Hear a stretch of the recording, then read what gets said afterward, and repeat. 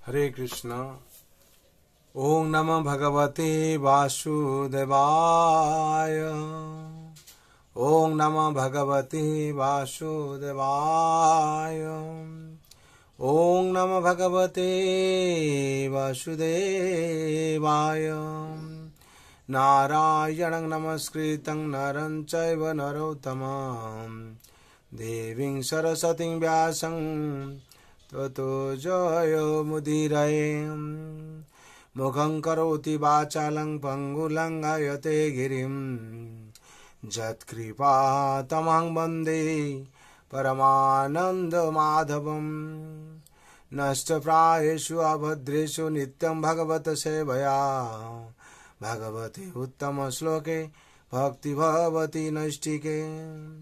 कृष्णाय वासुदेवाय देवकी नन्दनाय च नन्दगोपकुमाराय गोविन्दाय नमो नमः।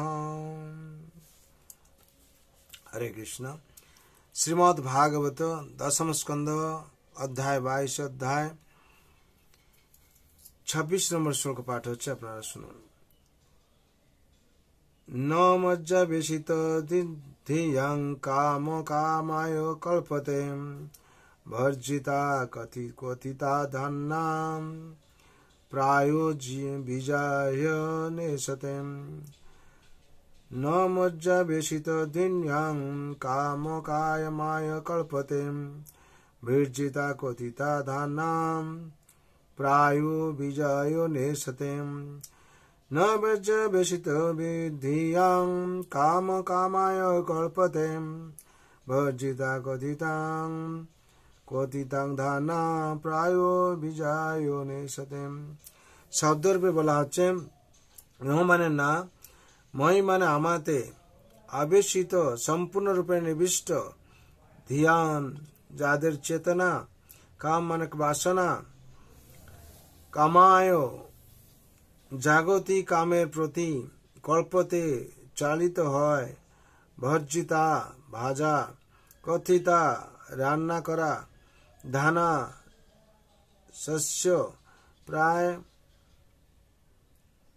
প্রায়শ বিজয় অঙ্কুর, নয় ইচ্ছতে উদ্গামে সমর্থ হয় না।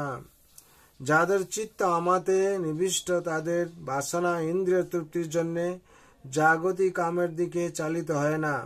ঠিক যেমন ভাজা ও রান্না করা জবের দানাগুলি থেকে আর নতুন অঙ্কুর উৎপন্ন হয় না। যাদের চিত্ত আমাতে নিবিষ্ট, তাদের বাসনা ইন্দ্রিয় তৃপ্তির জন্য জাগতিক কামের দিকে চালিত হয় না। ঠিক যেমন ভাজা ও রান্না করা জবের দানাগুলি থেকে আর নতুন অঙ্কুর উৎপন্ন হয় না। তাৎপর্য: মজ্জাবেশিত ধিয়াম কথাটির এখানে খুবই তাৎপর্যপূর্ণ।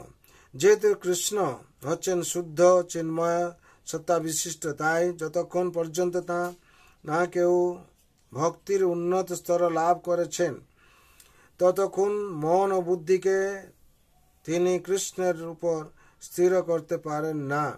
আত্ম উপলব্ধির স্তর বাসনাহীন নয়, বরং সেটি বিশুদ্ধ বাসনার স্তর, যেখানে কেউ কেবলমাত্র কৃষ্ণের আনন্দেরই বাসনা করেন। গোপীগণ অবশ্যই মাধুর্য প্রেমের মনোভাবের দ্বারা কৃষ্ণের প্রতি আকৃষ্ট হয়েছিলেন, কিন্তু তবুও তাদের মন এবং প্রকৃতপক্ষে তাদের সামগ্রিক অস্তিত্ব সম্পূর্ণরূপে কৃষ্ণের উপর নিবিষ্ট হওয়ার তাদের প্রণয় আকাঙ্ক্ষা কখনোই জাগতিক কাম রূপে প্রকাশিত হয়নি, বরং তা ছিল সবচেয়ে উন্নত মানের ভাগবত প্রেম, যা ব্রহ্মাণ্ডের মধ্যে কখনো কখনো দেখা যায়।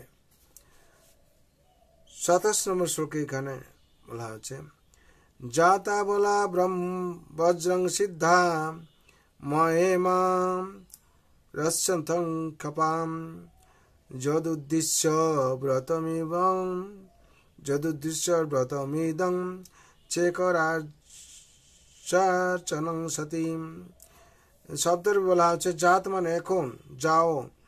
অবলা প্রিয় কুমারীগণ, ব্রজম ব্রজে, সিদ্ধা তোমাদের বাসনা পূর্ণ হয়েছে, ময়া আমার সঙ্গে, ইমা এই সকল, রসংথ তোমার উপভোগ করবে, খপা রজনী যত যে, উদ্দেশ্য ব্রতম ব্রত, ইদম এই চেরু তোমরা সম্পাদন করেছ, আর্যা দেবী কান্তায়নীর অর্চনা সতী শুদ্ধ হয়ে।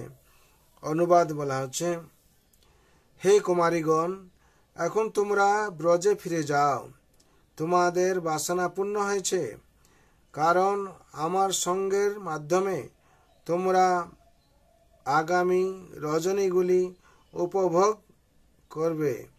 হে সতীগণ, মোটের উপর তোমাদের দেবী কান্তায়নের পূজাব্রত পালনের এই উদ্দেশ্য ছিল। হরে কৃষ্ণ। এখানে ভগবান গোপীদেরকে কৃপা করেছেন, তাদের উদ্দেশ্য সফল হয়েছে।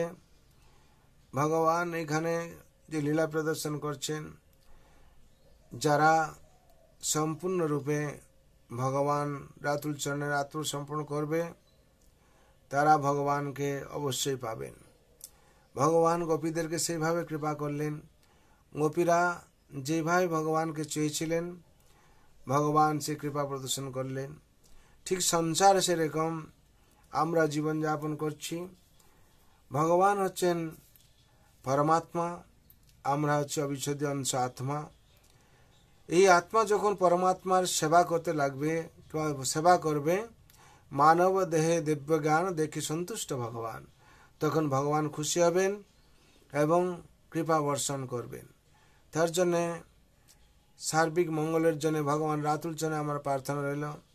সর্বে ভবন্তু সুখিনঃ, সর্বে শান্তু নিরাময়, সর্বে ভদ্রাণি পশ্যন্তু, মা কশ্চিৎ দুঃখ ভাগ ভবেৎ। হরে কৃষ্ণ কৃষ্ণ কৃষ্ণ হরে হরে, হরে রাম রাম রাम हरे हरे। जय श्रील प्रभुपाद की जय, जय श्री गुरु महाराज की जय।